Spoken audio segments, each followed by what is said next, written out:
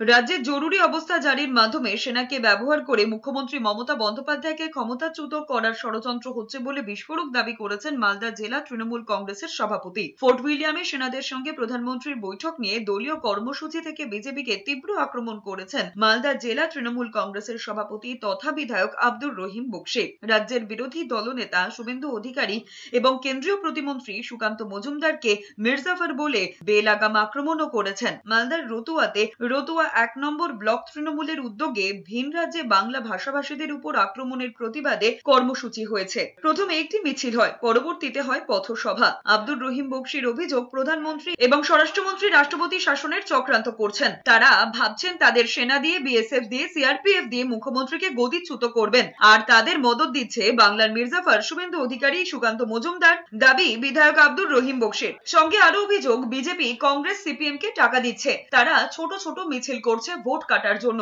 কিন্তু বাঙালিদের উপর অত্যাচার নিয়ে তারা নীরব।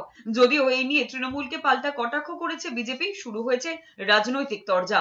বিজেপির নাম নিয়ে যারা নতুন করে দেশটাকে ভাগ করে দিবার ঘৃণ্য চক্রান্ত করছে, তারা পলাশির প্রান্তরের মির্জাফরেরই মতো।